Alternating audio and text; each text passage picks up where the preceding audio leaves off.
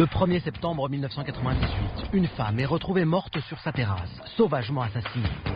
C'est un crime d'une rare violence. En fait, cette femme, on a essayé de la tuer 3 fois. Le meurtre de Michel Gillet est une énigme. Ma mère n'était pas quelqu'un de méchant. Elle n'aurait pas fait de mal à quelqu'un. Donc elle n'aurait pas essayé de nuire à quelqu'un volontairement. Et en fait, on découvre quelqu'un qui lui en veut suffisamment pour la tuer dans de telles conditions. Cette femme de 46 ans vivait seule. Elle menait une existence discrète.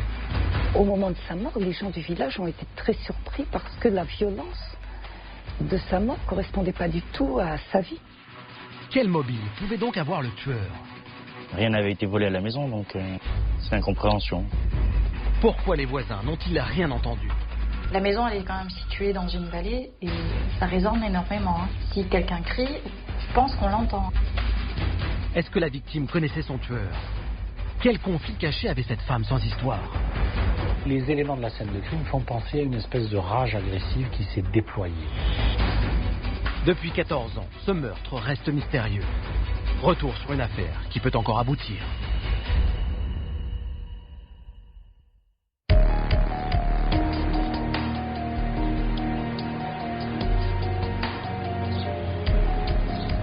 Nous sommes à Lille, dans le département de la Dordogne, petit village situé à une vingtaine de kilomètres de Périgueux.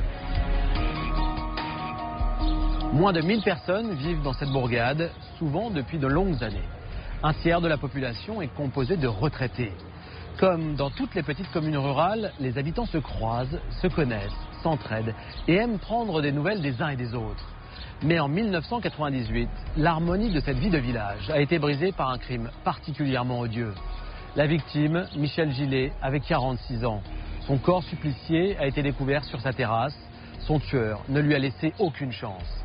Malgré une instruction riche en pistes, en suspects et même en aveux, l'enquête menée par les services de gendarmerie n'a toujours pas permis d'identifier l'auteur du crime. Cette affaire demeure à ce jour non élucidée.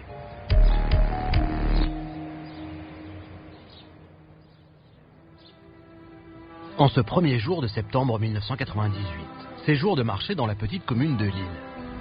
Comme chaque semaine, la place de la mairie s'anime autour des commerçants et producteurs locaux. Un habitant du village, que nous appellerons Philippe, ne manque jamais ce rendez-vous hebdomadaire. Et comme tous les mardis, il termine ses courses en achetant du pain pour une de ses voisines, qui sort peu de chez elle. Philippe habite sur la route de Périgueux, à quelques kilomètres du bourg. À 12h20, il s'engage sur le petit chemin de terre qui mène à la maison de Michel Gillet, sa voisine. L'accès à l'habitation se fait par une terrasse. Mais lorsque Philippe s'approche, ce qu'il voit le tétanise. Isabelle Vité, journaliste à l'Écho de la Dordogne, a suivi cette affaire. Elle se souvient très bien de cette journée. Il a découvert sur sa terrasse le corps de Michel Gillet, donc il a immédiatement fait demi-tour et prévenu les gendarmes, bien entendu. Pour Philippe, il n'y a aucun doute. Michel Gillet est morte. 12h40, un gendarme de la brigade de Tocane-Saint-Apre arrive sur les lieux. Sur le chemin qui descend vers la terrasse, il trouve une paire de lunettes ensanglantées. Ce sont celles de la victime. Il se rapproche ensuite de l'habitation et découvre le corps. Nous avons demandé à l'un des enquêteurs de nous raconter les débuts de l'affaire. Ce gendarme, qui préfère témoigner anonymement, a participé aux investigations dès le lendemain de la découverte du corps. Donc le premier gendarme qui se transporte sur les lieux constate que le corps est sans vie, donc de Madame Gillet. Il est sur sa terrasse, elle est allongée et en partie dénudée. La victime gît dans une mare de sang. Persuadé qu'il s'agit d'un crime et non d'un accident, le gendarme gèle les lieux. Il y avait le chien à côté, il enferme le chien pour éviter donc que toutes les traces éventuellement soient détruites. Le gendarme appelle des renforts et cherche à joindre la mairie. La première personne à être prévenue est la première adjointe, Simone Rouvreau. J'ai dû la prendre par la secrétaire de mairie qui m'a téléphoné et qui m'a dit qu'il fallait que je monte chez Madame Gillet parce qu'il y avait eu un crime. Il y a un chemin qui descend à la maison, un petit chemin. Je me suis présentée au chemin, il y avait un gendarme. Le gendarme m'a dit, vous savez, c'est pas très beau. J'ai dit, vous pouvez pas me dispenser du spectacle. Il m'a dit, si, vous n'êtes pas obligé d'y aller. J'ai repris ma voiture, je suis reparti. Jean-Jacques Villepontou, le maire de la commune, est à son tour informé du drame. Le traumatisme est déjà qu'une dame soit assassinée. Bon, un assassinat dans un petit village, ça traumatise une bonne partie de la population. Gérard Rusquin vit à quelques kilomètres de Lille. Il se souvient encore du retentissement de la nouvelle. Ce meurtre, il est arrivé chez nous sur les ondes de la radio et par les journaux. Mais c'est une histoire au départ banale. On se dit voilà, il y a une personne qui a été retrouvée morte. Et après, c'est par la suite, quand on a appris qu'elle avait été assassinée, sauvagement apparemment, c'est là qu'on a commencé à prendre conscience qu'il y avait vraiment un criminel qui rôdait dans le secteur. Au moment de sa mort, les gens du village ont été très surpris parce que la violence de sa mort ne correspondait pas du tout à sa vie. Le meurtre de Michel Gillet est pour tout le monde incompréhensible. On la connaît bien au village. Elle vit à Lille depuis son mariage avec un enfant du pays, il y a presque 20 ans. Cette femme de 46 ans mène une existence discrète, tranquille, un peu solitaire. Une femme sans histoire, mais vraiment sans histoire, qui a été mariée, qui a divorcé, qui avait des enfants. Ses enfants avaient quitté la maison parce que l'âge, on quitte tous la maison à un moment donné. Et qui était resté au village, qui vivait à quelques centaines de mètres dans un petit lieu-dit. Les gendarmes préviennent immédiatement les 3 enfants de Michel Gillet. Lorsqu'ils appellent Pierre, son fils aîné qui vit à Paris, ils lui demandent de venir de toute urgence à Lille. On n'avait pas voulu me dire avant pourquoi il fallait que je descende et de but en blanc, on me dit voilà, votre mère est morte assassinée. Donc je suis sous l'effet de la colère, comme n'importe qui ou n'importe quel être humain pourrait l'être à ce moment-là. C'est l'incompréhension.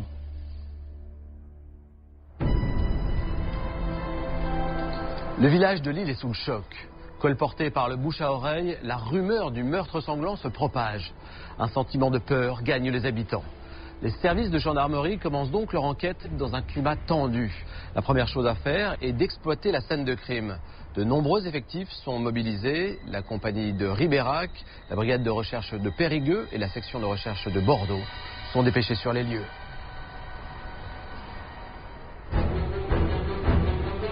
L'arrivée de tous ces enquêteurs bouleverse la vie du petit village.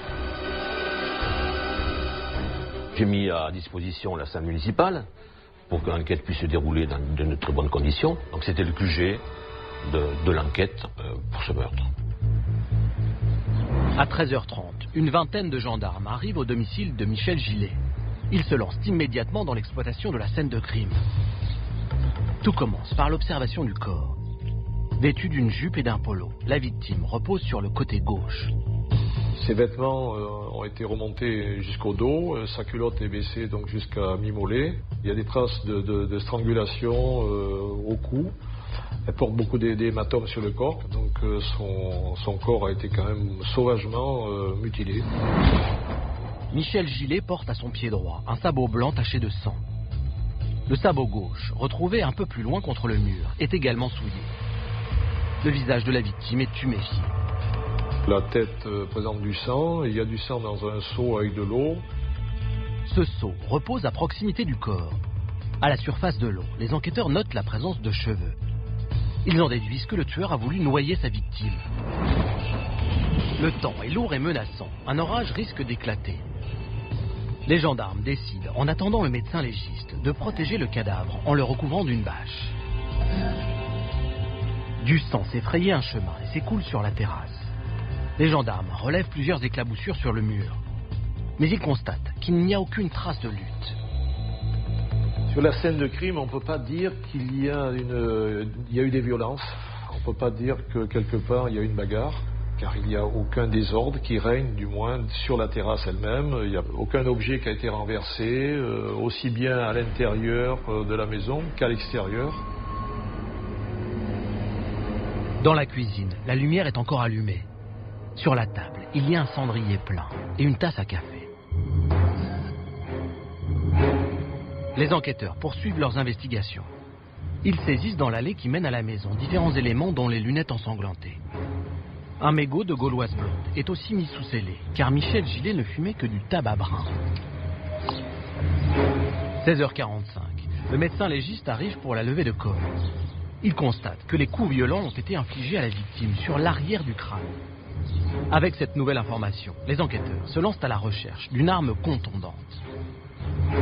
Elle avait une table en pierre sur sa terrasse avec un trou au milieu et il y avait un parasol. Et le pied avait disparu. Ils en ont déduit que ça devait être l'arme du crime, surtout que ça correspondait aux blessures relevées. Les enquêteurs vont donc tenter de retrouver ce pied de parasol. On a fait déjà des recherches tout autour et aux abords de la maison. Les lieux étant assez sales et broussailleux, on a fait venir une équipe de spécialistes avec des tondeuses et des broussailleuses et ils ont nettoyé, fauché tout le terrain autour, sur la pente, aux alentours de la maison, ce qui nous a permis de retrouver un ou deux objets, mais qui semble-t-il ne correspondaient pas à l'objet qu'on recherchait. Pendant ce temps-là, le légiste déshabille la victime. Il remarque des asticots sur une plaie du bras droit. Un prélèvement est effectué. À 19h, le corps de Michel Gillet est transporté à l'Institut médico-légal de Périgueux. Les enquêteurs quittent la scène de crime. Ils sont surpris par la complexité de cette affaire. Car pour l'instant, tout laisse à penser que la victime a été frappée, étranglée, noyée et violée. Maître Isabelle Fort-Roche, l'avocate de la famille de la victime, confirme la sauvagerie de ce meurtre. C'est un crime d'une rare violence. En fait, cette femme, on a essayé de la tuer 3 fois, finalement. Une fois, il suffit, très largement. Et même une fois, c'était trop, puisque c'était une personne qui était simple, gentille, qui ne nuisait manifestement ni à ses voisins, ni à personne. Elle ne cherchait pas d'histoire. C'était pas quelqu'un dont on puisse imaginer qu'elle puisse avoir des ennemis. Et en fait, on découvre qu'il y a quelqu'un qui lui en veut suffisamment pour la tuer dans de telles conditions. Fabien Aubat, médecin légiste et psychiatre, n'a pas travaillé sur cette affaire. Il a cependant accepté de nous livrer son interprétation de la scène de crime. Les éléments de la scène de crime font penser à une espèce de rage agressive qui s'est déployée. De ce point de vue-là, il y a une certaine désorganisation. Rien n'a été visiblement préparé. Les objets ou les instruments qui ont servi à la commission ont sans doute été des objets d'opportunité trouvés à proximité. Le criminel organisé arrive habituellement avec ses instruments, si j'ose dire, et commet l'acte en ayant préparé, en ayant anticipé. Tandis que là, on a l'impression de quelque chose d'assez désorganisé. Une fois de plus, tant que la pulsion agressive ne s'est pas épuisée, on voit le sujet taper, tenter d'étrangler, tenter de noyer la victime. Espèce sans doute de moment où la conscience devait être sans doute un peu évanescente, sinon il n'y avait pas utilité d'utiliser autant de moyens pour aboutir à la mort de la victime.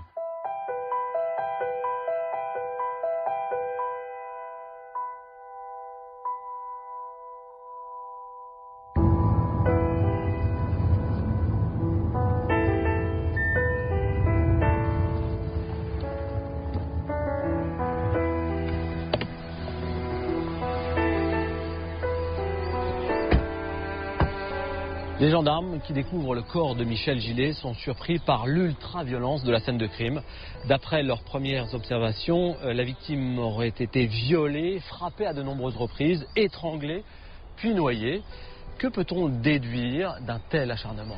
Arnaud, il faut rester très prudent devant une telle succession d'agressions. D'abord, on ne peut pas en déterminer la chronologie. Puis ensuite, il n'y a que l'autopsie qui permettra de dire si Michel Gillet a réellement été noyé et violé. En tout état de cause, il s'agit d'une scène de crime exceptionnelle. Exceptionnelle parce que c'est très rare de voir un même auteur utiliser des modes opératoires différents pour tuer sa victime, pour achever sa victime. Et je suis complètement d'accord avec le docteur Aubat, c'est pas un acte prémédité, c'est un acte qui est fait, c'est un acte soudain, qui est fait sous l'emprise d'une furie. Les enquêteurs croient eux aussi à la non-préméditation. Ils recherchent donc un objet que le tueur aurait pu saisir au cours de l'agression pour frapper Michel Gillet. Ils constatent alors que le pied de parasol a disparu. Oui, ils pensent que ce pied de parasol a pu servir d'arme par destination. Une arme par destination, c'est un objet de la vie courante qu'on détourne de sa vocation initiale pour frapper quelqu'un, par exemple. Mais il faudra vérifier si les blessures que supporte le crâne de Michel Gillet sont compatibles avec ce pied de parasol. L'une des particularités de cette scène de crime, c'est la présence près du corps de la victime d'un seau rempli d'eau mélangé à du sang. Pour information, on a retrouvé d'autres seaux sur la terrasse qui servaient, semble-t-il, à récolter de l'eau de pluie. Alors vous dites qu'il faut attendre les résultats de l'autopsie pour prouver ou non la noyade, mais on peut tout de même envisager qu'il y a au moins eu tentative de noyade. Non, pas forcément. C'est pas parce qu'il y a du sang et des cheveux dans ce seau d'eau que l'auteur y a forcément plongé la tête de Michel Gillet. Cette eau, elle a pu servir à l'auteur à se laver les mains et à nettoyer l'arme de son crime. C'est la raison pour laquelle il y aurait des cheveux dans le seau d'eau. De la même façon, il est prématuré d'affirmer que le déshabillage partiel de la victime signifie qu'elle ait été violée. Ça peut être une mise en scène destinée à égarer les soupçons des gendarmes ou à humilier la victime. Les premières constatations laissent penser que la victime a été agressée sur sa terrasse. Il n'y a pas de traces de lutte, pas d'éléments qui nous indiqueraient que Michel Gillet s'est déplacé pendant son agression. Comment peut-on alors expliquer que ces lunettes étaient découvertes dans le petit chemin qui mène à la terrasse? Ça, pour moi, c'est un peu un mystère. Bon, ces lunettes, elle n'a pas pu les perdre avant d'être agressée puisqu'elles sont maculées de sang. Elle aurait pu les perdre au début de cette agression. Seulement, le problème, c'est qu'il n'y a pas de traces de sang entre l'endroit où elles sont découvertes et la terrasse, là où le corps a été retrouvé. Bon, certains émettent l'hypothèse que le chien de la victime, qui se trouvait en liberté à ce moment-là, aurait pu les transporter. En quittant les lieux, les gendarmes demandent que la maison soit gardée et interdisent l'entrée à toute personne extérieure au service d'enquête. Le 3 septembre, 2 jours après la découverte du corps, les techniciens en identification criminelle de la brigade de recherche de Périgueux perquisitionnent le domicile de la victime. Les hommes de l'IRCGN, l'Institut de recherche criminelle de la Gendarmerie nationale, sont également dépêchés sur les lieux. Les gendarmes pénètrent dans l'habitation par la porte-fenêtre qui permet de passer de la terrasse à la cuisine. Ils se font assister de 2 témoins, l'adjointe au maire du petit village et Pierre Simon, le fils de la victime. Alors donc je me suis présenté, les inspecteurs faisaient leur travail, tout ça, et moi je suis rentré dans la maison. Les gendarmes constatent immédiatement qu'il n'y a aucune trace d'effraction. C'est une maison de plein pied. La petite cuisine s'ouvre sur un couloir qui mène à un grand salon et à 3 chambres. Les investigations débutent dans la cuisine. Vérifier ce qu'il y avait dans le placard, dans le frigo, ce qu'il y avait sur la cuisinière, la machine à café. Il y avait un verre sur la table, un verre à café et un cendrier avec des mégots de cigarettes de la même marque. Les techniciens en identification criminelle dénombrent dans le cendrier 23 mégots, 22 de gauloise brune et 1 de gauloise blonde. Pierre Simon confirme que sa mère fumait énormément et exclusivement des cigarettes brunes. Ma mère se levait très tôt le matin. La première chose, c'était son café, sa cigarette. Mais un élément retient l'attention du jeune homme. Ma mère étant quelqu'un de très maniaque, avait toujours le même geste. Elle écrasait toujours ses cigarettes d'une certaine façon. Et dans le cendrier, la première chose qui m'a frappé lors de la perquisition, c'est qu'il y avait donc 2 façons d'écraser ces mégots de cigarettes. Pierre est convaincu que sa mère a reçu un visiteur avec lequel elle a fumé plusieurs cigarettes. Un autre élément vient étayer cette hypothèse. Dans la cuisine, il y avait 2 chaises qui étaient reculées de la table. Pour moi, ce qui pouvait être sûr, c'est qu'il n'y avait que 2 personnes. Ma mère, qui était toujours assise côté évier, et donc la personne qu'elle connaissait bien, qui était assise côté porte-fenêtre cuisine. Et en général, c'est la place des amis. Pour Pierre Simon, la disposition des chaises démontre que le jour de son meurtre, Michel Gillet a reçu une visite. Probablement celle d'un proche, puisque la victime l'a fait asseoir à la place attribuée aux invités. Les techniciens en identification criminelle prélèvent sur le sol de la cuisine des poils et des cheveux aux reflets roux. Les enquêteurs saisissent un blouson d'homme posé sur une chaise et une paire de chaussures de taille 42. Ils découvrent immédiatement que ces vêtements appartiennent à Pierre Simon. La perquisition se poursuit ensuite dans le salon. Il faisait noir dans la salle à manger parce que je pense que les volets devaient être fermés. Je suis rentrée dans la salle de séjour, il y avait des plantes vertes magnifiques. Les plantes vertes baissaient du nez. Et alors j'étais là, je regardais les fleurs et puis je disais aux gendarmes, mais quand même, il faudrait bien arroser ces fleurs. Les experts s'intéressent ensuite à la chambre de la victime. Le sac à main de Michel Gillet est posé bien en évidence. Il contient encore de l'argent liquide.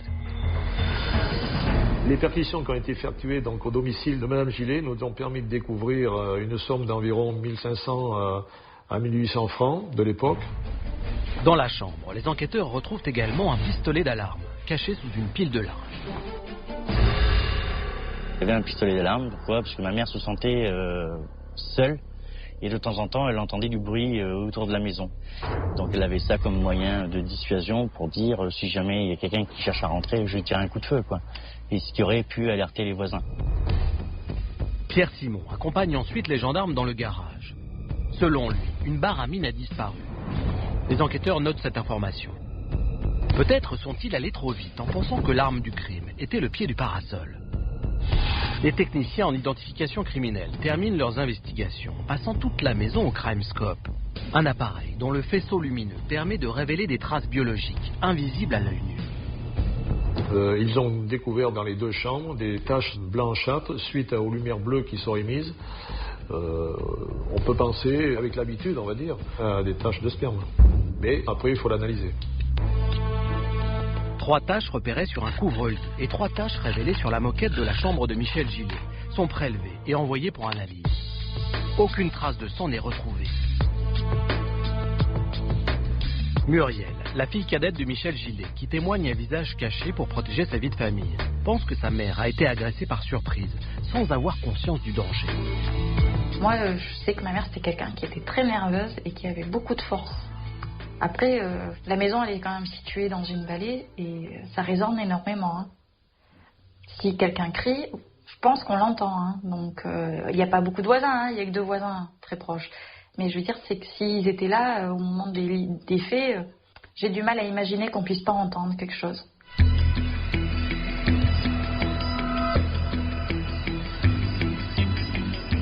La perquisition de la maison de la victime révèle des informations essentielles. La première d'entre elles, c'est qu'il n'y a pas de traces d'effraction, il n'y a pas eu de vol, ce n'est donc pas un crime crapuleux, ce n'est pas un cambriolage qui a mal tourné.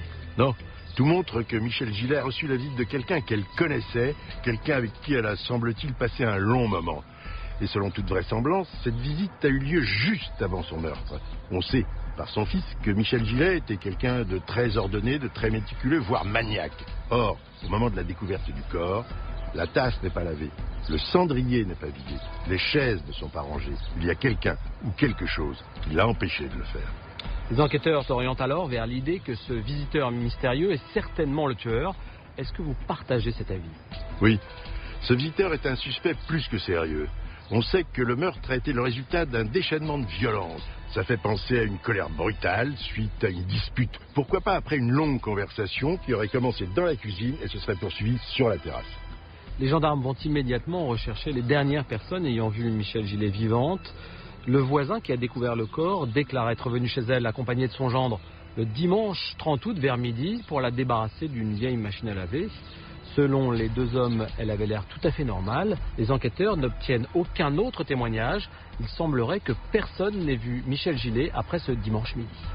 Pourtant, tout laisse à penser que la victime a reçu son mystérieux visiteur en soirée. Souvenez-vous, Arnaud, quand les gendarmes découvrent le corps, ils constatent que la lumière de la cuisine est encore allumée. Et quand ils font la perquisition, ils constatent que les volets de la salle de séjour sont fermés. Les enquêteurs ont connaissance d'un autre élément qui leur permet de préciser l'emploi du temps de Michel Gillet ce dimanche 30 août.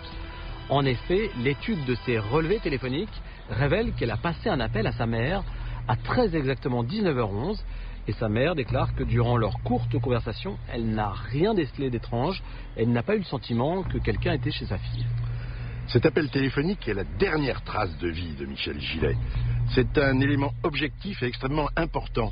Ça prouve que le meurtre a été commis entre 19h11 ce dimanche 30 août et le mardi midi 1er septembre quand le corps a été découvert. Ça, c'est important et objectif. Et il va falloir, par des examens scientifiques et des témoignages, diminuer, resserrer cet écart de temps. Les gendarmes attendent maintenant avec impatience les conclusions de l'autopsie. Ils aimeraient savoir quand Michel Gillet est décédé et en apprendre davantage sur le mode opératoire du tueur. Le 2 septembre 1998, le corps de Michel Gillet est autopsié à l'Institut médico-légal de Périgueux. Le professeur Sophie Grom-Monnoyeur, qui dirige le pôle médico-judiciaire du CHU de Bordeaux, n'a pas travaillé sur cette affaire. Mais elle a accepté de nous livrer ses commentaires sur l'examen des violences infligées à la victime. À l'examen externe, le légiste a vu des blessures graves au niveau de l'extrémité céphalique de la tête, un sillon au niveau du cou, et puis des ecchymoses, des bleus sur l'ensemble des membres et du corps. On voit une scène de violence, on voit que la personne ne s'est pas pris un coup derrière la tête par surprise.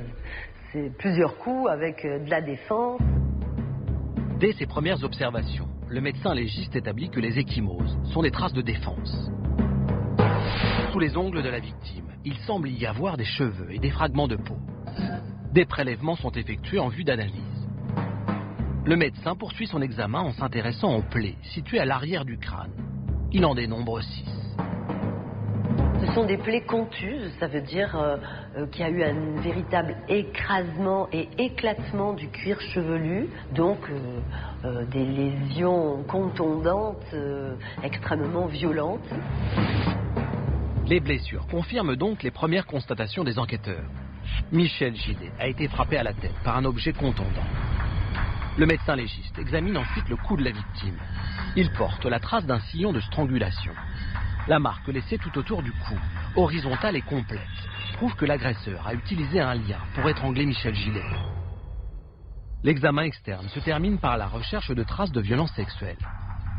Un premier examen, encore une fois à l'œil nu, avait permis de constater qu'il n'y avait pas de violence de la région génitale ou anale. Donc partant de là, on ne peut pas exclure qu'il y ait eu un rapport intime.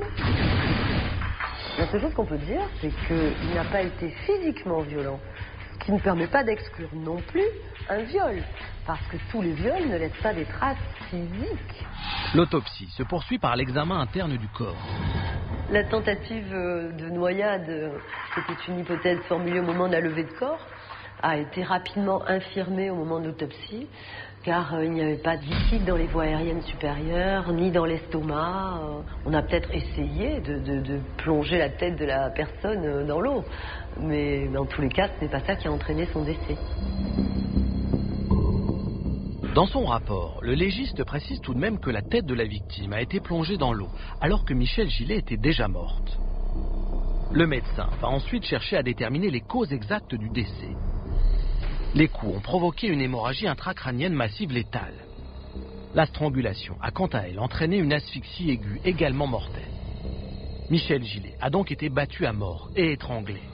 Mais une inconnue demeure. Le médecin légiste n'arrive pas à dater la mort. Pour savoir quand le meurtre a eu lieu, des larves prélevées sur le cadavre sont envoyées au département d'entomologie de l'Institut de recherche criminelle de la Gendarmerie nationale. Elles sont tout de suite identifiées comme étant des larves de diptère, vulgairement appelées mouches. Ce sont les insectes nécrophages stars du laboratoire, car ce sont les plus efficaces dans le cadre d'une enquête criminelle. Le capitaine Emmanuel Gaudry dirige ce laboratoire. Les mouches sont les plus pertinentes du fait qu'ils vont arriver le plus rapidement possible, par leur rapidité de vol, par le fait qu'ils pullulent dans la nature, mais c'est ça aussi dû au fait qu'ils ont des temps de développement qui sont connus, qui ont été documentés, et qui ont, entre guillemets, des temps de développement plutôt courts. Ces experts savent que la ponte des œufs intervient à peine quelques heures après la mort. Ils cherchent donc à savoir quand elle a eu lieu. Et pour cela, il faut réussir à donner un âge aux larves retrouvées sur la scène de crime. Les larves de mouches prélevées sur le cadavre de Michel Gillet sont placées en incubateur et amenées au stade adulte, puis observées au microscope. Cette observation leur permet de déterminer qu'il s'agit d'une mouche, Photophormia terranovae. Il se trouve que dans la documentation scientifique que nous avons des temps de développement en fonction des espèces à des régimes de température bien particuliers. En laboratoire, la Photophormia terranovae a une température de 27 degrés et avec un taux d'humidité de 50%, devient adulte en 11 jours. En s'appuyant sur ces données et en intégrant à leur calcul les conditions climatiques relevées sur le lieu du crime, l'IRCGN va être en mesure de déterminer la date de ponte sur le corps de la victime. Néanmoins, les entomologistes ne peuvent donner qu'une approximation de l'heure de la mort. L'unité de temps dite d'une journée est la plus petite unité qu'on pourrait donner éventuellement. On va peut-être essayer de donner à la demi-journée, mais il est clair qu'au département, vous n'aurez jamais la datation le mardi à 16h32. Les entomologistes concluent que les insectes nécrophages ont commencé à pondre sur le cadavre de Michel Gillet aux premières heures de la matinée du lundi 31 août 1998. La victime serait donc morte au cours de la soirée du 30 août ou dans la nuit du 30 au 31, soit plus de 24 heures avant que son corps ne soit découvert.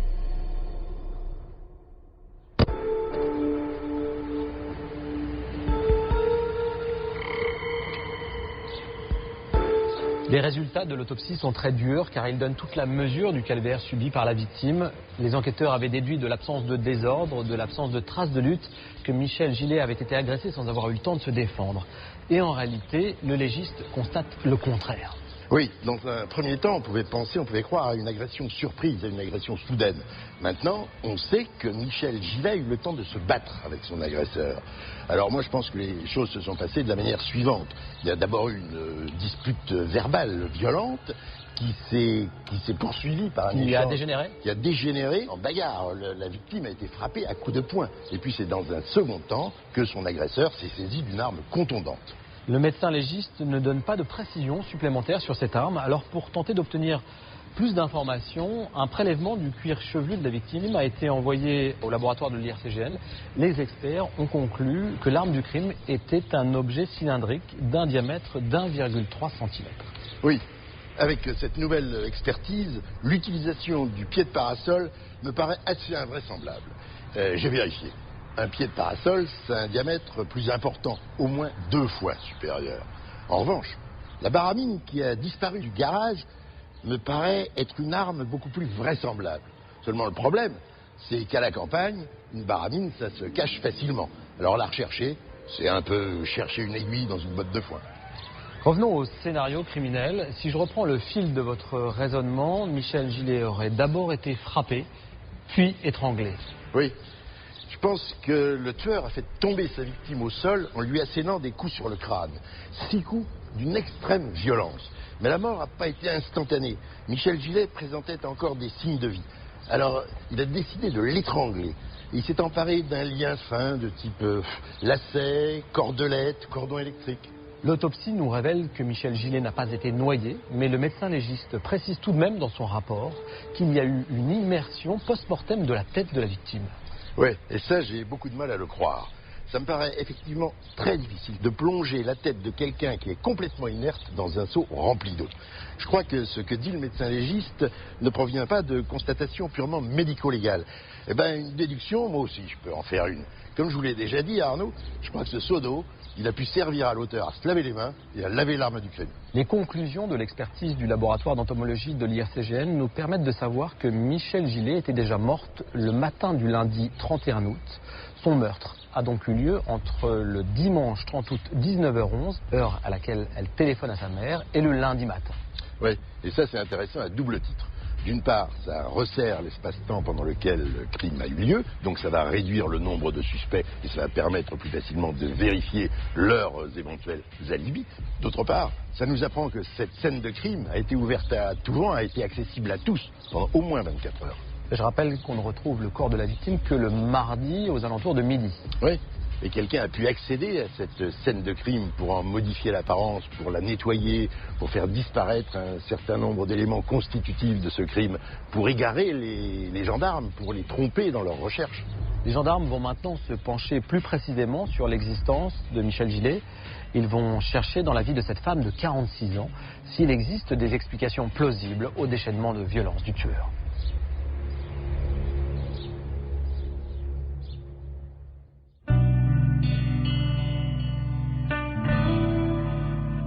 Madame Gillet, comme tous Lillois ou Lilloises, on l'a côtoyée tous les jours, pratiquement tous les jours. Elle venait faire ses courses dans les commerces de Lille. Elle rendait visite à sa mère, qui était une dame qui était relativement âgée. À Lille, Michel Gillet est considérée comme une femme simple, qui mène une vie bien rangée. Tout le monde la surnomme affectueusement Miquette. On la voit au village, aller et venir sur son cyclomoteur. Mais derrière l'existence tranquille de Michel Gillet, se cache en réalité une vie brisée par la maladie et les drames personnels. Elle avait eu un problème assez sérieux de maladie, mais elle a affronté la maladie comme toute personne qui est malade, hein, donc on savait très bien qu'elle avait eu des problèmes de santé. Michel Gillet est née le 21 mars 1952, dans le 20e arrondissement de Paris. Elle quitte l'école après son certificat d'études et rencontre Jacques Simon, son futur mari, chez des cousins, alors qu'elle n'a que 17 ans. En 1972, elle épouse ce chauffeur routier, originaire de Lille. Le couple fait construire sa maison à quelques kilomètres du village et donne naissance à 3 enfants. La jeune femme est une mère de famille épanouie qui élève sa fille et ses 2 fils dans la joie et la bonne humeur. Le mariage de mes parents était rempli de bonheur, quoi, voilà.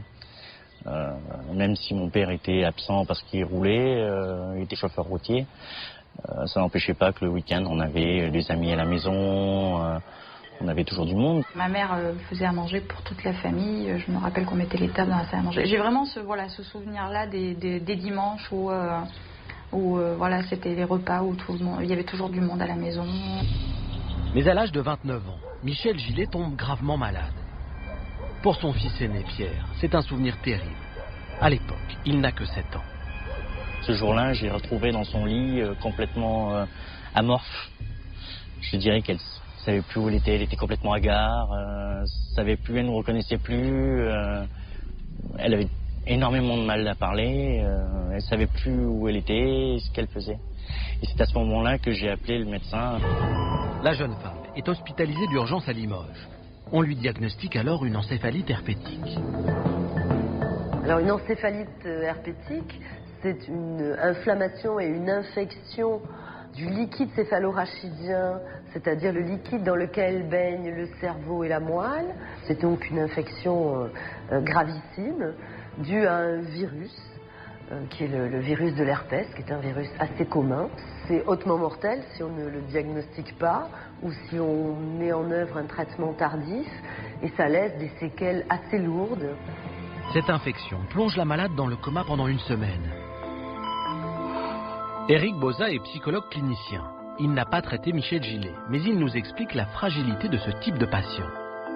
Michel Gillet a des séquelles importantes, tant sur le plan moteur que sur le plan cognitif, avec un problème d'expression, ce qu'on va appeler de façon scientifique une aphasie de Broca, c'est-à-dire une difficulté à communiquer, peut-être également une difficulté à comprendre certaines choses. C'est quelqu'un qui, quand elle sort du coma, est très très vulnérable. La jeune femme est hospitalisée plusieurs mois avant de pouvoir rentrer chez elle. Elle doit alors réapprendre tous les gestes du quotidien. Elle avait perdu une bonne partie de son autonomie. Ça paraissait bizarre parce qu'il fallait lui réapprendre à parler, il fallait lui réapprendre à lire, même à la rigueur, l'aider à faire la cuisine, il fallait faire beaucoup de choses pour aider la mère à la maison. Diminué par la maladie, Michel Gillet a du mal à reprendre le cours de sa vie. D'autant plus qu'à cette période, son mari est la plupart du temps sur les routes. On a plus vécu seul en fait avec notre mère, que voilà, notre père il était là que les week-ends de temps en temps, quoi. En 1990, quitté par son mari qui demande le divorce et affaibli par la maladie, Michel Gillet est anéanti. Seule avec ses enfants dans la maison de Lille, elle sombre peu à peu dans la dépression et noie son chagrin dans l'alcool. Moi, mon frère et ma sœur, par souci de sécurité, sommes partis vivre chez mon père. On a attendu que moi j'ai 13 ans pour pouvoir faire une demande au juge pour enfants.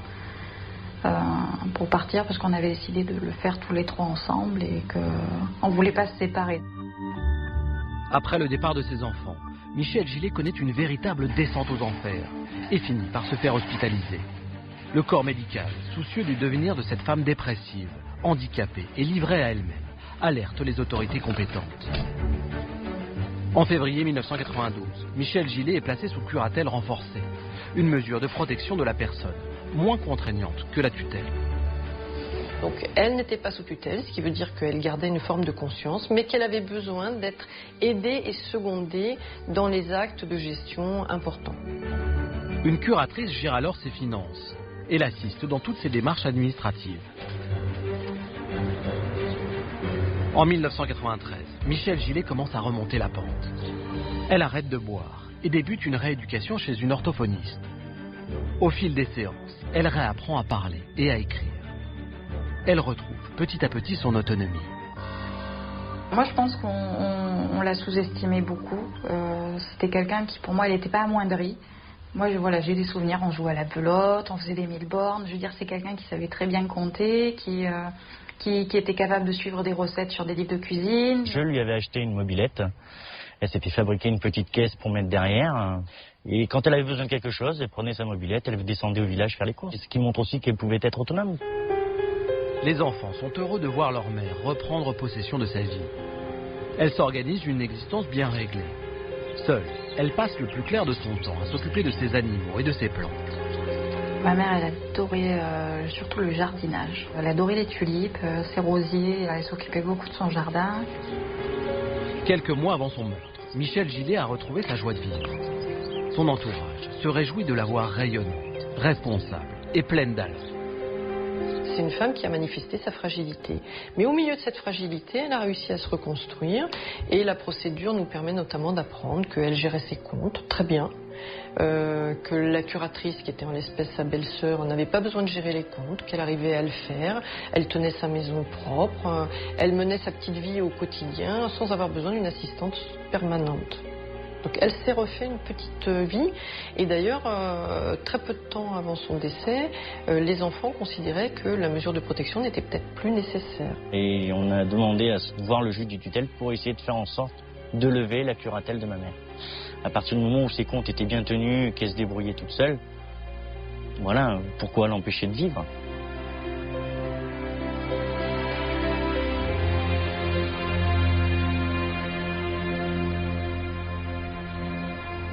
Les enquêteurs découvrent l'existence difficile de Michel Gillet. Sa vie semble être une suite de bonheur, d'épreuves, de chutes et de renaissances. La victime menait une vie simple, entourée de quelques amis, mais l'enquête de personnalité révèle tout de même un élément pouvant orienter les investigations. Les gendarmes découvrent en effet que Michel Gillet entretenait des relations extrêmement conflictuelles avec son ex-mari. Leur séparation est pourtant déjà ancienne, 8 longues années, 8 ans qui n'ont pas suffi à éteindre les ressentiments. Les gendarmes retrouvent dans les papiers de Michel Gillet un document qui récapitule les dettes de son ex-mari. Dans le contentieux de la liquidation du régime matrimonial, de manière classique, vous avez les sommes d'argent qui peuvent être dues de l'un à l'autre. Et madame n'avait pas perçu la totalité des sommes à lui revenir au titre du jugement de divorce. Au moment du divorce, le juge a attribué à Michel Gillet une prestation compensatoire de 100 000 francs, soit 15 000 euros. Mais son ex-mari ne s'est jamais acquitté de cette dette. Michel Gillet ne touche alors tous les mois qu'une petite pension d'invalidité de 3 700 francs, environ 560 euros. Elle décide de rester vivre dans la maison familiale. En fait, l'enjeu majeur entre Michel Gillet et son ex-époux Jacques Simon tournait autour de la maison, puisque la maison avait été construite sur un terrain qui appartenait à Jacques Simon et qu'il souhaitait la récupérer, et que madame restait dans cette maison. Michel Gillet refuse de déménager, et son ex-époux menace plusieurs fois de la faire expulser. Pour elle, oui, je pense que c'était douloureux parce que c'est là où elle élevait ses enfants. Donc oui, pour moi, je pense que c'était sa maison et que je pense que ça devait être dur de s'imaginer qu'elle devait partir. Ouais. J'aurais préféré que le divorce et la séparation se passent autrement et qu'elle ait l'usufruit de la maison jusqu'à sa mort et que voilà quoi. Pour les enquêteurs, le litige autour de la maison pourrait bien constituer un mobile. Ils décident donc, le 3 septembre, 2 jours après la découverte du corps de Michel Gillet, d'auditionner l'ex-mari de la victime.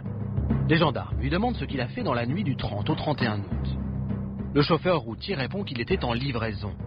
Et pour prouver ce qu'il dit, l'homme transmet les disques chronotachygraphes de son camion, document officiel qui enregistre ses déplacements. Pierre Troussard, responsable d'un parc de poids lourds, nous explique le fonctionnement de ces disques. Sur le véhicule, on a un chronotachygraphe. À l'intérieur de ce chronotachygraphe, le conducteur va insérer un disque où il va remplir ses coordonnées, l'immatriculation du véhicule et sa ville de départ et son kilométrage. Le disque est apposé en règle générale pour 24 heures et il relève toutes les distances, les heures de conduite, de repos, de travail, de mise à disposition du conducteur.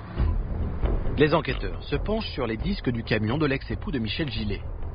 Ces documents sont de véritables mouchards qui retracent l'emploi du temps du suspect. Le dimanche 30 août, le routier quitte Brive-la-Gaillarde à 15h50. Il roule environ 200 km pour se rendre à Pessac, près de Bordeaux. Il gare son camion à 19h15 sur le parking de la société qu'il doit livrer. À 22h30, il décharge sa marchandise. Les enquêteurs remarquent une première anomalie sur les disques du suspect. En effet, il apparaît qu'un disque a été retiré à 23h15, alors que le camion n'a roulé que 3 heures depuis son départ de Brive-la-Gaillarde. Un conducteur qui, après 3 heures d'activité, change son disque et en remet un autre, commet fatalement une infraction, puisque le disque doit être de 24 heures d'utilisation et à tout le moins, il doit comporter un repos journalier complet. Les enquêteurs remarquent une deuxième anomalie. Le routier ne remplace son disque qu'à 23h35, soit 20 minutes après avoir enlevé son premier disque. On perd donc la trace du camion et de son conducteur pendant une vingtaine de minutes. Mais ces 20 minutes ne permettent pas à l'ex-mari de faire l'aller-retour entre Pessac et Lille, situé à 150 km de là. Les disques apprennent ensuite aux enquêteurs que le véhicule stationne toute la nuit du 30 au 31 août à Pessac. Le chauffeur routier reprend ses livraisons à 7h30, le lundi matin, à une quinzaine de kilomètres de Bordeaux. L'analyse des disques chronotachygraphes a permis d'établir qu'il ne pouvait pas être sur les lieux du crime dans la fourchette horaire pendant laquelle ce crime s'est produit. Les enquêteurs auraient alors pu chercher à savoir si l'ex-mari de la victime était bien resté dans son camion toute la nuit. Mais ils abandonnent l'idée de se lancer dans de nouvelles vérifications. Car ils découvrent que Michel Gillet était sur le point de déménager. Son ex-mari n'avait donc plus aucun mobile pour la tuer. Ma mère avait accepté de pouvoir et de devoir éventuellement quitter la maison. Au moment de son décès, on sait qu'elle avait fait des cartons et qu'elle devait partir. Ce point-là ne souffrait plus de discussion. En fait, le conflit était en train de se régler puisque, semble-t-il d'un commun accord, il était prévu qu'elle s'en aille. L'ex-mari de Michel Gillet est définitivement mis hors de cause.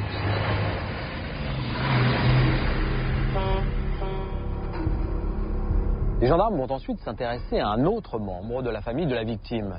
Au cours de la perquisition de la maison, ils ont retrouvé un blouson et une paire de chaussures appartenant à Pierre Simon, le fils aîné de Michel Gillet.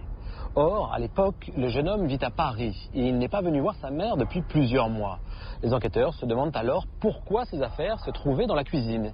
Et si c'était lui le mystérieux visiteur ? Pierre Simon est à nouveau entendu par les gendarmes le 4 septembre, mais cette fois-ci comme suspect. Son interrogatoire a lieu dans la salle municipale. C'était mes chaussures à moi. Donc, pour moi, quand les gendarmes m'ont posé toutes sortes de questions, savoir quelle taille de chaussures pointures je faisais, quel genre de chaussures je portais à la maison, quelle marque, est-ce que je me souvenais? Alors oui, j'avais une paire de chaussures Adidas. Les gendarmes demandent au jeune homme où il était la nuit du meurtre. Au moment des faits, il vit à Paris chez cette tante. J'ai été auditionné sur mon emploi du temps.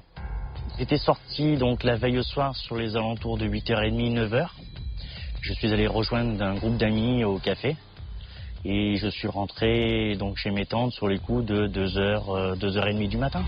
Le lendemain matin, le jeune homme, qui est électricien, se lève à 5h et se rend sur le chantier où il travaille dans le Val d'Oise, à Écouen. Il commence à 8h. Pour moi, il était impossible de 2h du matin à 5h du matin faire un aller-retour, à moins de m'appeler Superman, quoi. Les gendarmes vérifient l'alibi de Pierre Simon. Parallèlement, ils poursuivent son audition. Les questions deviennent plus précises, les sous-entendus plus lourds. Quand on m'a parlé de l'assurance vie que ma mère m'avait laissée, chose que je ne savais pas, je réalise qu'à ce moment-là, on me pose des questions qui sont susceptibles de faire en sorte que je sois le suspect potentiel. Pierre Simon comprend alors que les gendarmes le soupçonnent d'avoir tué sa mère pour toucher le montant de l'assurance vie. C'est le seul enfant de la victime bénéficiaire de cette assurance. C'est donc le seul à avoir un intérêt financier au décès de Michel Gillet. Là, ça me fait très mal.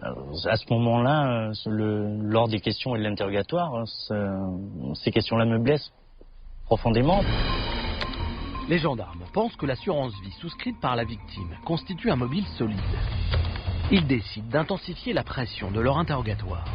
Au bout d'un moment, à force de me poser et rabâcher les mêmes questions 10 fois, je commençais un peu à perdre pied. Les questions, c'est comme des coups de boutoir.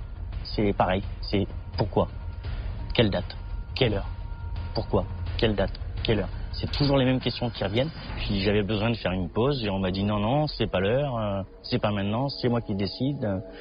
Et du coup, moi, je me suis énervé un petit peu, je me suis levé, je suis sorti dehors, je fumais ma cigarette. Les enquêteurs décident de mettre fin à son audition quand ils apprennent que les vérifications de son alibi ont confirmé ses déclarations. Le jeune homme est alors mis hors de cause. Mais pour Muriel, voir soupçonner sa famille est une épreuve difficile. Vous savez, quand on vous apprend que votre maman elle est assassinée, faites plus confiance à personne. À partir du moment où en plus les enquêteurs plus ou moins nous font comprendre que pour eux c'est quelqu'un de proche de l'entourage, que c'est quelqu'un qui connaissait les lieux, la maison. Je sais pas ce qui s'est passé, mais là dans l'atrocité de la chose, je vois pas mon père ou mon frère faire quelque chose comme ça.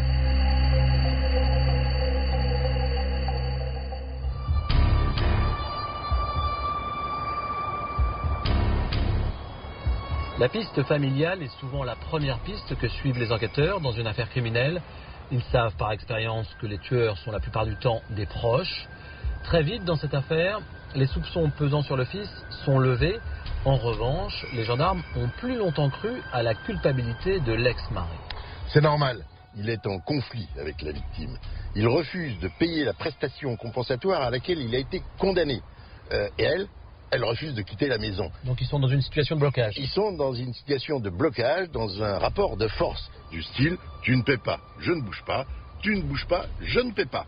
Quand on sait que les mobiles récurrents des homicides sont l'amour ou l'argent, là on est gâté, on a les deux. Alors l'ex-mari a la réputation d'être un homme colérique. Les gendarmes découvrent qu'il s'est séparé brutalement de sa nouvelle compagne 2 jours avant le meurtre. Il dormirait depuis dans son camion. Il semble instable et impulsif. Son profil psychologique alerte naturellement les enquêteurs. Oui, mais il n'y a pas que sa personnalité qui les intrigue. Je pense que les anomalies des disques du camion nourrissent aussi les soupçons contre l'ex-mari. Il y a là un vrai mystère. Ce n'est peut-être qu'une infraction aux règles imposées aux chauffeurs routiers, mais c'est peut-être aussi autre chose. Quand dans une enquête, on découvre un mensonge, une dissimulation, on devient forcément plus méfiant vis-à-vis du dissimulateur. Les gendarmes n'ont pas cherché à vérifier si l'ex-époux était resté dans son camion toute la nuit. Il aurait pourtant eu le temps de faire le trajet dans la nuit avec un autre véhicule, d'autant plus qu'à l'époque, il possède 3 voitures. Entre 23h35 et 7h30, heure à laquelle le camion repart en livraison le lundi, il est tout à fait possible de parcourir les 150 km aller et les 150 km retour. Oui, mais il ne serait pas arrivé à Lille avant 1h30 du matin.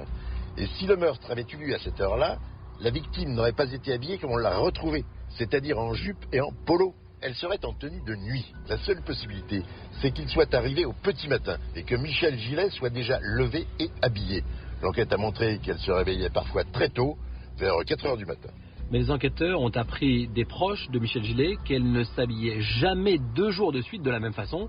Or, lorsque l'on a découvert son corps, elle était dans la même tenue que celle qu'elle portait le dimanche midi. Elle a donc été tuée avant de se coucher, avant que son ex-mari ne puisse faire le trajet jusqu'à Lille.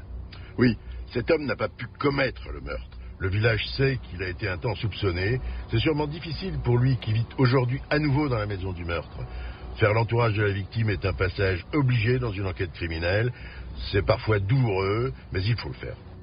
La piste familiale est définitivement abandonnée lorsque les analyses des prélèvements effectués sur la moquette et le couvre-lit de la victime parviennent aux gendarmes. Les traces blanchâtres étaient bien des taches de sperme. Un ADN masculin est isolé. Les enquêteurs formulent alors l'hypothèse que Michel Gillet avait en secret un amant. Les investigations sont relancées. Et si le meurtre était un crime passionnel ? Les gendarmes vont tout mettre en œuvre pour découvrir l'identité de l'amant secret de Michel Gillet. Pendant 3 semaines, les auditions s'enchaînent dans la salle municipale de Lille. En vain, personne ne connaît la vie privée de la victime. Seul le témoignage de son médecin traitant confirme qu'elle avait un amant.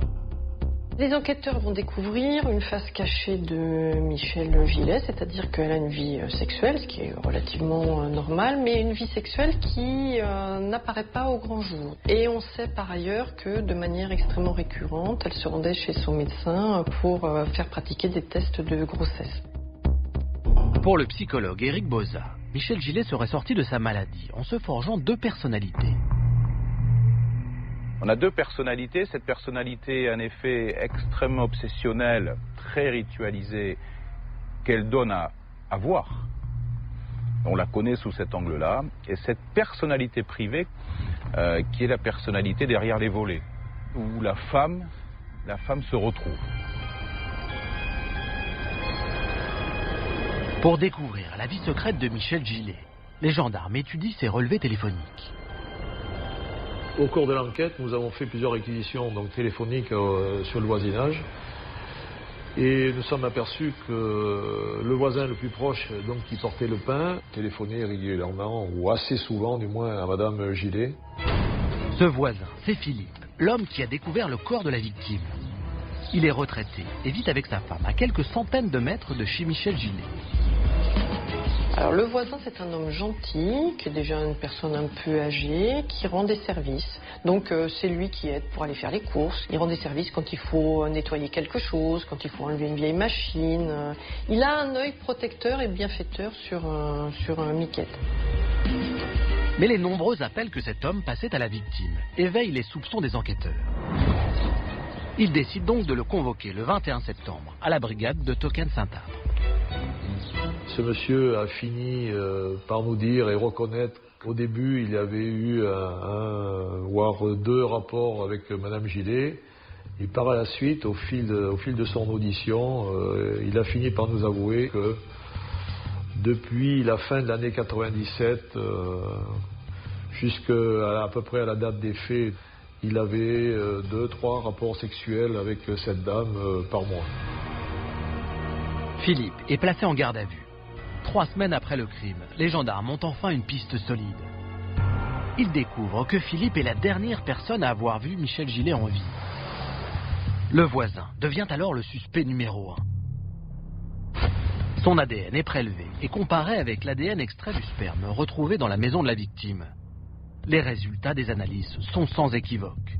Il s'agit bien du sperme de Philippe.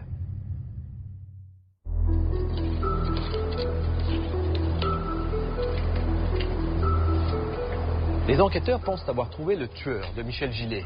Ils perquisitionnent le domicile du suspect mais ne trouvent aucun élément matériel qui l'incrimine. Philippe explique qu'il n'a pas voulu révéler sa relation secrète avec la victime pour préserver son mariage. Il avoue être son amant mais réfute absolument toute implication dans son meurtre. Il ajoute que leur liaison n'étant pas conflictuelle, il n'avait donc aucun mobile. Les gendarmes lui demandent ce qu'il a fait le dimanche 30 août après être passé chez la victime à midi. L'amant secret affirme avoir joué toute la soirée aux cartes avec des amis et des membres de sa famille. Son alibi est corroboré par les témoignages de ses proches. De nouveaux résultats d'analyse sont transmis aux enquêteurs. Les mégots retrouvés dans le cendrier sur la table de la cuisine de Michel Gillet portent tous l'ADN de la victime. Tous, sauf un. Le mégot de Gauloise blonde permet de révéler un ADN masculin, mais ce n'est pas celui de Philippe. L'amant repart libre de la gendarmerie, aucune charge ne pèse contre lui et l'enquête repart à zéro. À court de pistes, les enquêteurs décident de se replonger dans les auditions réalisées pendant les 3 premières semaines de l'enquête. Tout était bon à prendre, on cherchait partout, mais on n'avançait pas. Les gendarmes se penchent à nouveau sur les relevés téléphoniques de la victime. Et ils vont remarquer un appel de 6 minutes, passé par Michel Gillet, au domicile d'une certaine famille Labarre. Les enquêteurs se souviennent alors que Pascal Labarre, un jeune homme de 33 ans, a déjà été entendu quelques jours après le meurtre, car il faisait partie des rares personnes qui côtoyaient occasionnellement la victime. Les enquêteurs de la première audition avaient senti quelque chose, avaient ressenti que cette personne était inquiet, il était bizarre. Donc les enquêteurs ont décidé d'entendre à nouveau ce monsieur Labarre. Pascal Labarre est alors en contrat solidarité emploi à la mairie de Tocane-Saint-Abre. Il vit toujours chez ses parents. Le 11 janvier 1999, plus de 4 mois après le meurtre, le jeune homme est convoqué à 9h à la gendarmerie de Tocane-Saint-Abre. Son ami, Gérard Rusquin, se souvient très bien de ce matin-là. C'était un lundi matin, je me rappellerai toujours. Et Pascal me dit, il faut que je revienne à la gendarmerie. J'ai vu un Pascal différent, soucieux. Il avait le regard vide. Et je dis, ça va Pascal? Il me dit, ça va, ça allait, parce qu'il me dit, je vois pas pourquoi il me reconvoque. Mais surprise, à peine arrivé, Pascal Labarre apprend qu'il est placé en garde à vue. Bon, je rentre, il me dit, bon, vous vous asseyez là, 10h, j'attends toujours, 10h30. Toujours rien. Puis à 11h, bon ben voilà, vous rentrez dans le bureau là. Dès le début de son interrogatoire, Pascal Labarre reconnaît être l'amant de Michel Gillet depuis plusieurs mois. Les gendarmes vont l'interroger comme ils font à chaque fois qu'ils ont une piste un petit peu sérieuse, hein, ils mettent la pression. Puis à un moment donné, il y a un troisième gendarme qui est rentré et qui s'est posté derrière mon dos. Et lui c'est pareil, par contre lui il a teasé bien derrière, il aimait bien faire répéter les choses. De façon à me faire craquer. Donc c'est ce qu'ils ont réussi à faire au bout de presque 10 heures de garde à vue. Pascal Labarre avoue le meurtre de Michel Gillet. Il se lance alors dans un récit extrêmement détaillé de la journée du crime. Il explique qu'il est allé une première fois chez Miquette, le dimanche matin.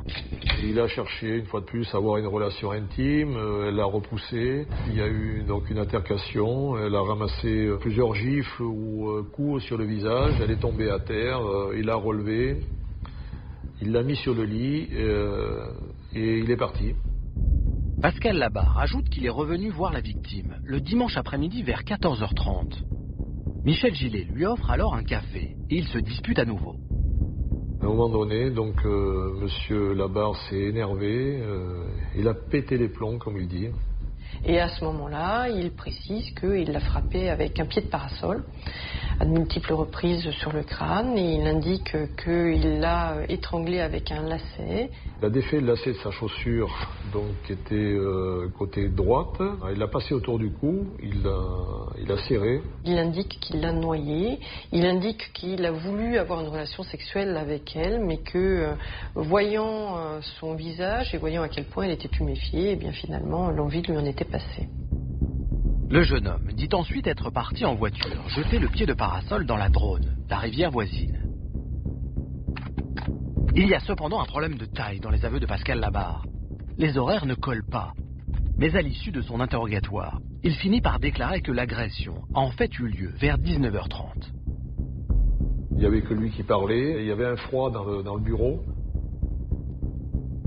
C'était comme s'il venait de se libérer d'un gros poids. Et il s'est avancé, il s'est levé, il s'est avancé vers les enquêteurs en disant merci, vous m'avez soulagé.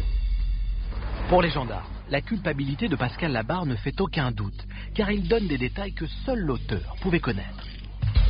Dans la presse, il n'y a aucune diffusion du lacet. Nous, on savait qu'il y avait des traces de strangulation. Mais seul l'auteur pouvait dire, voilà, j'ai pris mon lacet qui venait de ma chaussure de sécurité, je l'ai passé autour du cou. Il n'y avait que l'auteur des faits qui pouvait savoir de telles choses. La garde à vue s'achève le matin du 12 janvier 1999, à 10h40. Pascal Labarre réitère ses aveux devant le juge d'instruction l'après-midi même. Il est immédiatement mis en examen pour homicide volontaire et écroué à la maison d'arrêt de Périgueux. La famille de Michel Gillet apprend alors son incarcération. J'ai eu un soulagement quand on a su que qu'il avait été arrêté parce que, ben voilà, vous dites, on va savoir ce qui s'est passé.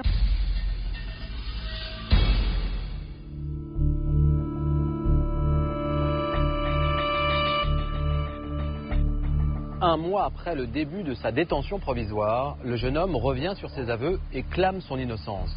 Mais il est trop tard. Le juge d'instruction décide de renvoyer Pascal Labarre devant une cour d'assises. Pour la défense, le dossier est vide.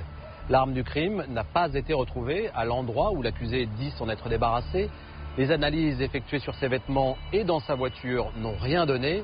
Et l'ADN masculin retrouvé sur le mégot de cigarette n'est pas le sien.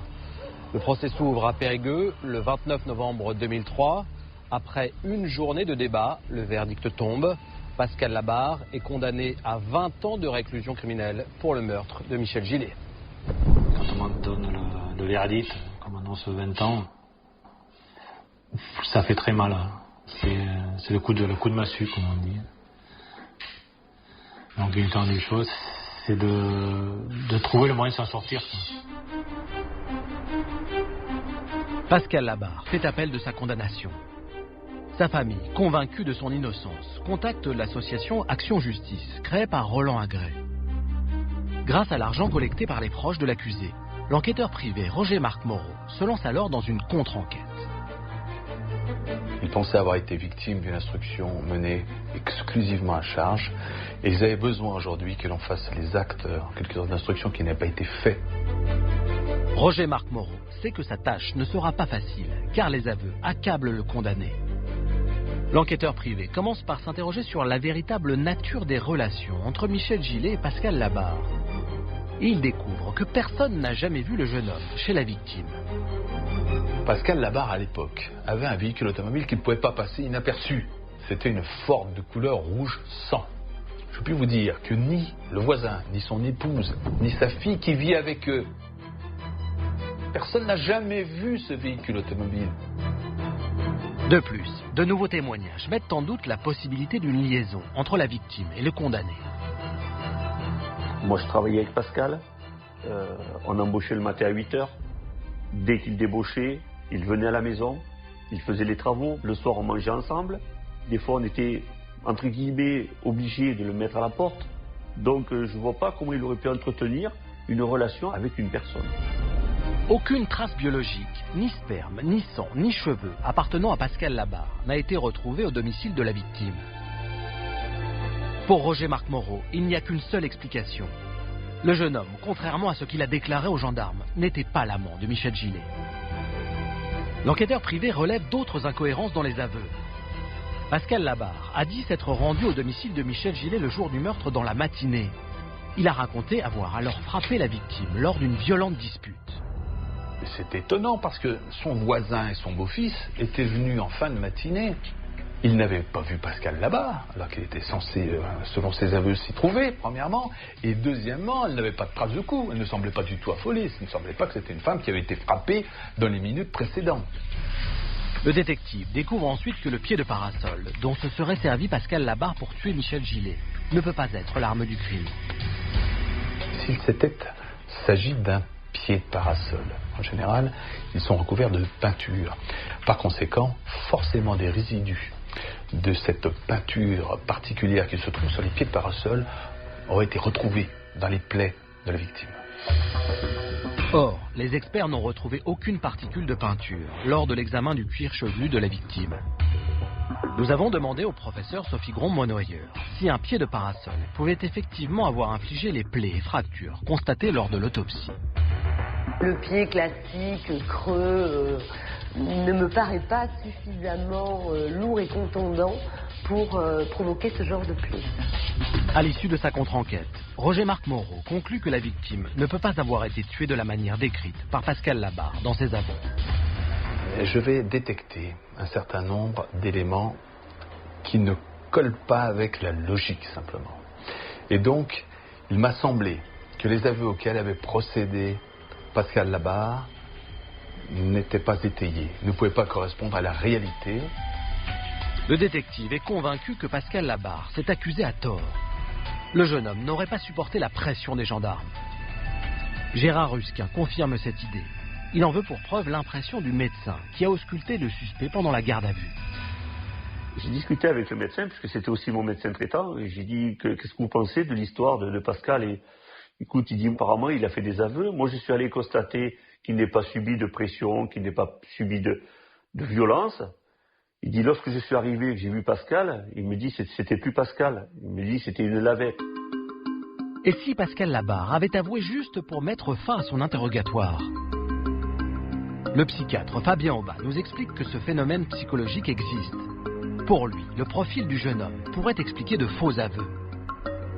Le profil montre un sujet introverti, inhibé, mal à l'aise avec les femmes, décrit comme narcissique, donc un sujet qui est potentiellement intimidable et émotif. Bien évidemment, les sujets intimidables et émotifs peuvent être beaucoup plus vulnérables à un interrogatoire serré et effectivement répondre des choses qui ne correspondent pas forcément à la vérité. Soit pour se soustraire à un interrogatoire extrêmement soutenu qu'il a du mal à supporter, soit, et ça arrive parfois, chez des sujets qui ont une espèce de culpabilité flottante à l'intérieur d'eux et qui vont avouer des choses qui ne correspondent pas à la vérité, mais qui vont soulager au fond cette culpabilité qui est parfois extérieure au fait qu'on est en train d'étudier.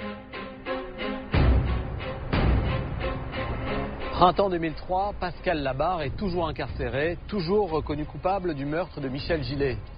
Dehors, sa défense s'organise. La contre-enquête, demandée par ses proches, apporte peu à peu des éléments qui fragilisent l'accusation.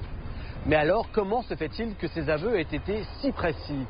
Comment le jeune homme a-t-il pu inventer un scénario criminel qui colle si bien aux faits?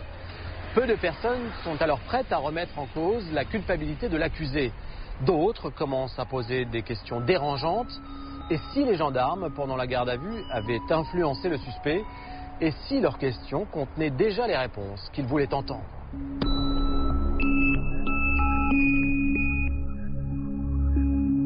Pascal Labarre ne cesse de répéter qu'il n'a pas commis le meurtre, qu'il a pourtant avoué. La journaliste Julie Braffman suit l'actualité judiciaire. Elle nous explique ce qui a pu faire basculer le jeune homme pendant sa garde à vue. Dans le cas de Pascal Labarre, il y a eu, on peut dire, 2 éléments déclencheurs, en tout cas d'après ce qu'il raconte. Le premier, ce serait l'insistance des policiers avec des questions récurrentes, jusqu'au moment où les policiers lui auraient présenté aussi une petite pochette avec des poils ou des cheveux roux en disant « Voilà, on a la preuve que ce sont les tiens, que tu étais sur la scène de crime, maintenant il faut avouer. » Quand on agit derrière vous, on vous montre un petit bout de papier blanc, mais on ne sait pas ce qu'il y a dedans. On dit « ces petits cheveux là, ça parle. » Parce qu'à un moment donné, ils ont trouvé des cheveux roux. Je savais que j'étais allé chez elle et tout, donc est-ce que ça pourrait porter à confusion? Bon, par la suite, c'est révélé que c'était ceux du chien. Mais bon, quand on vous présente comme ça un petit sachet, vous disant, vous voyez, ça parle. Dans la tête, ça tourne. Donc, à un moment donné, j'ai complètement craqué, et puis j'ai dû leur dire tout ce qu'ils voulaient qu'ils entendent, quoi. Pascal Labarre commence par confier qu'il avait bien une liaison avec la victime. Mais à ce moment-là, moi je leur dis je vais avoir une relation avec elle, parce que absolument il faut que j'ai une relation avec elle. Donc pour me dire, c'est vous qui êtes son amant, parce que c'est pas possible autrement. Donc vous étiez seulement son amant et tout, si vous le dites. Le jeune homme explique pourquoi ses réponses sont si précises. Pourquoi elles donnent l'impression qu'il était sur la scène de crime. Ils me mettent sur le fil. Et moi, j'ai plus qu'à répéter. Il y a des détails qui me sont déjà donnés avant, dans les questions. Donc après, moi, j'ai plus qu'à répéter ce qu'ils me disent. Oh, c'est plus facile. Comme ça, les aveux sont mieux consolidés. Gérard Rusquin pense que son ami a pu aussi reprendre des informations qui circulaient dans le village.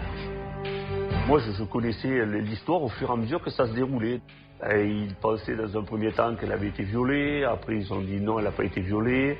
Après, on a dit qu'elle a été frappée. Au départ, on a dit qu'on avait tué avec un pied de parasol. Donc moi, j'ai fait régulièrement répéter. J'ai pris un pied de parasol. Et puis, voilà, j'ai frappé avec un pied de parasol. Le procès en appel de Pascal Labarre s'ouvre à Bordeaux le 4 juin 2003. On était loin de Périgueux. On n'était pas jugé par toutes ces personnes qui pouvaient venir sur Périgueux, parce que Périgueux, on se sentait regardé, parce que tout le monde était au procès. Bordeaux, c'était pas pareil. Disons que c'était plus neutre, on va dire. Pendant les 3 jours d'audience, la défense tente de prouver l'innocence de l'accusé. Sa carte maîtresse est le témoignage d'un neveu de Pascal Labarre. Le garçon confirme en effet l'alibi de son oncle, le soir du meurtre. À cette heure-là, il possède un alibi. En effet, son petit-neveu est arrivé au domicile de ses grands-parents où Pascal résidait à 17h ou 17h30. Il va rester avec lui à jouer sur une console de jeu. Ils vont s'arrêter simplement le temps de dîner, mais ils vont jouer jusqu'à minuit. Donc il a un alibi parfait, il n'était pas seul. Le témoignage du neveu, mineur au moment des faits, n'avait jusqu'ici pas été pris réellement au sérieux. Le 7 juin 2003, après 3 heures de délibération, Pascal Labarre est finalement acquitté. J'étais heureux. Enfin la liberté. Après 82 mois, je crois, d'incarcération. C'était 4 ans d'enfer et la seule chose où je suis maintenant, que je suis content, c'est que je refais ma vie. Je suis comme tout le monde, on refait sa vie. Je suis marié maintenant, j'ai 2 enfants. Et je suis très heureux comme ça. Et j'aimerais surtout qu'on retrouve le coupable.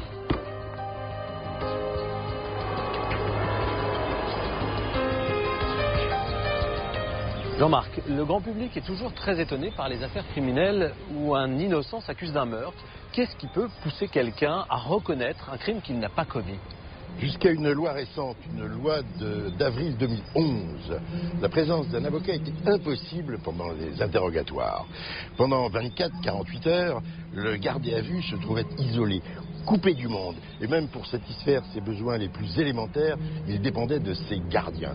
C'était un moment très perturbant, très déstabilisant, pour certains même épuisant. Et petit à petit, le détenu se trouvait à la merci des enquêteurs.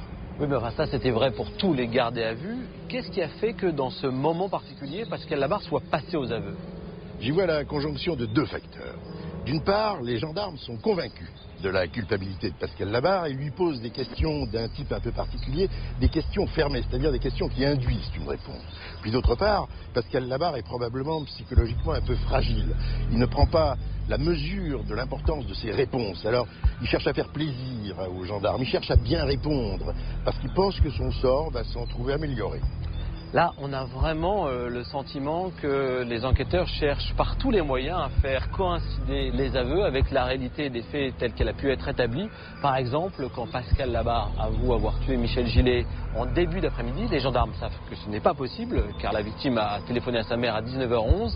Alors ils réinterrogent Pascal Labarre pour qu'il redonne un horaire qui corresponde plus à la réalité des faits. Les enquêteurs, de bonne foi, pense que, comme beaucoup de témoins, Pascal Labarre se trompe sur les heures. Alors, il lui suggère de réorienter ses réponses, ce qu'il fait à plusieurs reprises. Bien sûr, il s'agit d'une enquête à charge, mais les enquêtes policières, elles sont plutôt à charge qu'à décharge. C'est notre métier. On cherche des coupables, on ne cherche pas des innocents.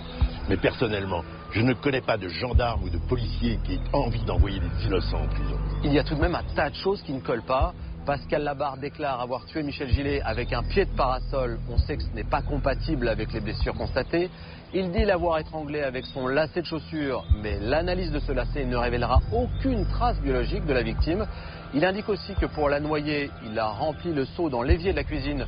Or là encore c'est impossible, la contre-enquête l'a démontré, ce seau ne passe pas entre l'évier et le bec du robinet.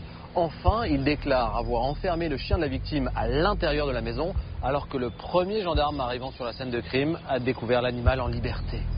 Oui, c'est vrai. Au vu de ces nombreuses incohérences, les gendarmes auraient dû remettre en cause, en doute, la véracité même des aveux de Pascal Labarre. Ils ne le font pas, ils passent la main au juge d'instruction, comme c'est la règle. Juge d'instruction que certains appellent le curieux. Eh bien là, le juge, il ne se montre pas très curieux, il ne fait qu'entériner les aveux de Pascal Labarre. Pourtant, le fondement même de sa mission, c'est d'instruire à charge et à décharge. L'acquittement de Pascal Labarre en appel marque la fin de la procédure, mais les enfants de Michel Gillet ne peuvent accepter que le crime ne soit jamais élucidé. Ils demandent que le dossier sur le meurtre de leur mère soit rouvert. Le 15 janvier 2004, ils portent plainte contre X pour meurtre. En déposant cette nouvelle plainte, les enfants de la victime espèrent que des investigations vont être relancées. D'après eux, des éléments de l'enquête ont été sous-exploités. Ils évoquent notamment les prélèvements faits sous les ongles de la main gauche de leur mère durant l'autopsie. On a trouvé sous les ongles de la victime des fragments de peau, comme si elle avait eu des actes de défense, et c'est de l'ADN féminin. À l'époque, il n'y avait pas assez de cellules dans ces prélèvements pour parvenir à isoler un ADN. Mais les experts ont tout de même pu déterminer que ces cellules appartenaient à une femme. Et si les enquêteurs étaient partis sur une fausse idée dès le début? Et si le tueur était en fait une femme?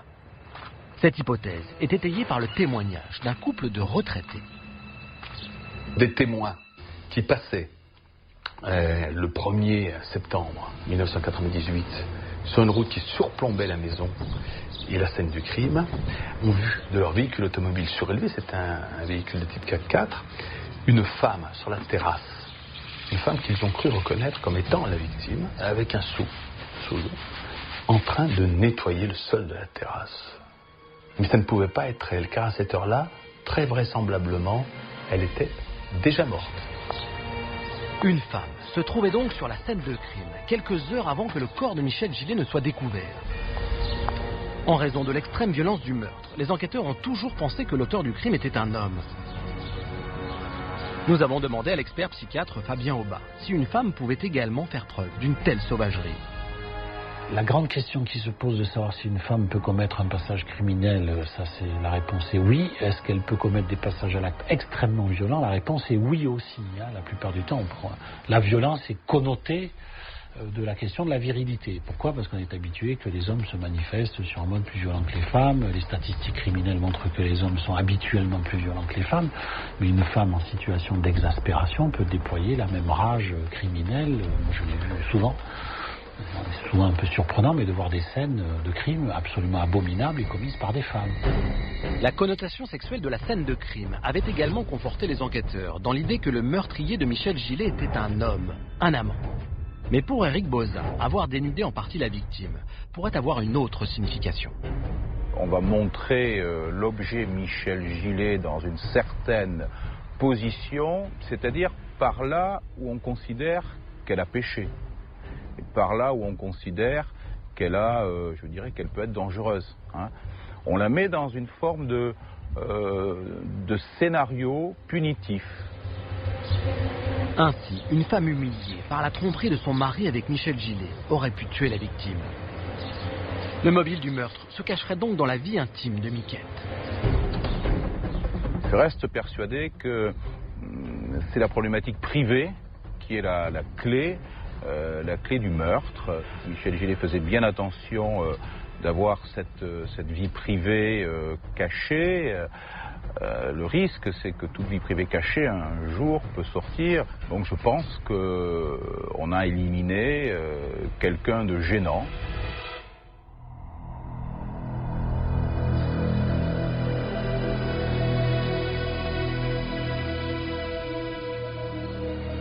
On a un temps espéré que l'ADN masculin, extrait du mégot retrouvé dans le cendrier de la victime, permettrait d'identifier le meurtrier.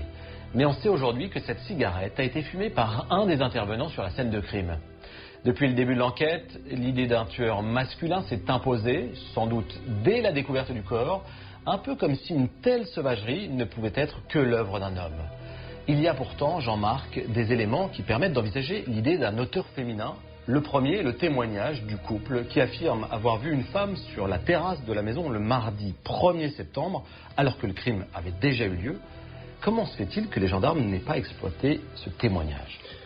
C'est toujours facile de raisonner a posteriori, de dire les gendarmes auraient dû faire ça, les enquêteurs auraient dû s'y prendre autrement. Seulement, il faut se replacer dans le contexte de cette affaire, dans le temps de l'enquête, absolument. Les gendarmes savent très vite que Michel Gillet est morte dans la nuit du dimanche 30 août au lundi 31 août. Alors ce témoignage qui vient leur dire « on a vu une femme sur la terrasse », le mardi matin, le mardi 1er septembre, eh bien, ils ne peuvent pas le prendre en compte. Pour eux, ce n'est pas possible. Ces témoins se trompent. Ils ne prennent donc pas en compte ce témoignage. L'enquêteur privé, qui a contribué à innocenter Pascal Labarre, a rencontré ces témoins. Le couple de retraités est certain d'avoir vu une femme sur la terrasse. Roger-Marc Moreau a fait procéder à une reconstitution et il a démontré qu'un véhicule comme le leur était suffisamment haut pour avoir une vue parfaite sur la terrasse depuis la route. Ah oui, ce couple de retraités a vu quelqu'un sur la terrasse, d'accord. Mais quand? C'est ça le problème. Il y a deux possibilités. Soit ce couple se trompe de jour, et c'est possible, ce sont des retraités. Leur vie n'est pas rythmée de la même manière que celle des actifs. Ils n'ont pas les mêmes repères dans le temps. Ils n'ont pas des contraintes quotidiennes. Bien, donc ils peuvent se tromper de jour. Ou alors, seconde possibilité, ils ont raison. Et c'est bien ce mardi 1er septembre qu'ils voient quelqu'un sur la terrasse en train de la nettoyer. Et peut-être qu'ils ne se trompent pas parce que ce mardi 1er septembre, c'est un jour de marché, c'est donc un repère pour eux. Dans ce cas-là, cette femme mystérieuse lavait la terrasse pour en supprimer, pour en effacer les preuves. Croyez-vous vraiment que quelqu'un puisse prendre un tel risque? Oui, soit c'est la meurtrière, et elle n'a plus rien à perdre, soit elle est prête à tout pour couvrir un proche. Elle sait peut-être que son frère, son fils, son mari a tué Michel Gillet, et elle essaie d'empêcher les enquêteurs de remonter jusqu'à lui. Est-ce que vous pensez qu'il est encore possible d'identifier cette femme? Oui, bien sûr que c'est possible. Il faut repartir au début. Il faut refaire l'entourage de Michel Gillet et des différents suspects. Et puis il faut se souvenir de ce qu'ont dit les retraités. Ils ont cru voir Michel Gillet. Il faut donc chercher quelqu'un qui a la même apparence physique, la même silhouette, la même tranche d'âge. Quelqu'un qui lui ressemble. Quelqu'un qui lui ressemble. L'autre élément qui permet d'envisager l'implication d'une femme, ce sont les prélèvements effectués sous les ongles de la victime. Oui, on retrouve des fragments de peau qui supportent un ADN féminin. Mais il n'y a pas assez de matière à l'époque pour en tirer un profil génétique complet. Qui permettent d'identifier une personne en particulier. D'identifier une personne, absolument. Il est possible que Michel Gillet se soit battu avec une femme. Et dans ce cas-là, c'est les cellules de peau de cette femme qu'on retrouve sous ses ongles. Elle a pu la griffer. Mais il est aussi possible qu'elle ait ses propres cellules sous ses ongles, qu'elle aurait laissées, qu'elle aurait déposées en se grattant, par exemple. Nous avons retracé l'enquête sur le meurtre de Michel Gillet. Nous avons évoqué les zones d'ombre et les espoirs déçus. Les questions restent sans réponse, les hypothèses sans conclusion. Les années passent, mais le désir de connaître la vérité ne s'efface pas pour autant. Il faut trouver des preuves nouvelles. Ça, c'est pas évident. Moi, je me dis, quoi qu'il arrive, il y a encore un meurtrier qui court dans la nature. J'ai pas confiance en la justice. À partir du moment où Pascal Labarre a été relaxé, acquitté, pourquoi n'a-t-on pas relancé l'enquête? Pourquoi n'a-t-on rien fait pour? Aujourd'hui, seul un nouveau témoignage pourrait entraîner de nouvelles investigations.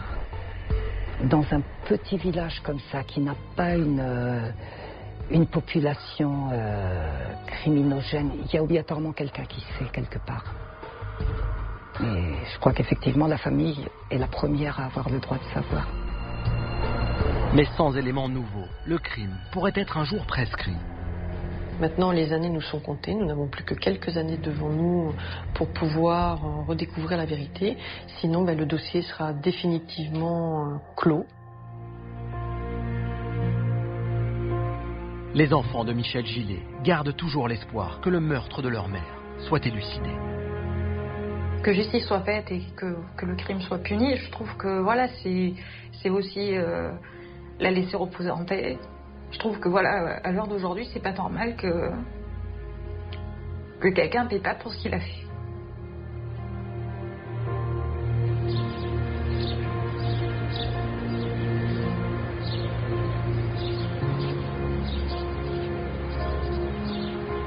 Cela fait plus de 14 ans que le meurtrier de Michel Gillet vit avec son terrible secret. 14 ans que les rumeurs et les soupçons courent dans le petit village de Lille.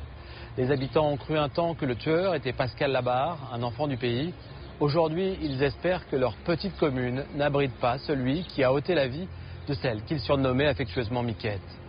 Un jour peut-être, le mystère sera résolu.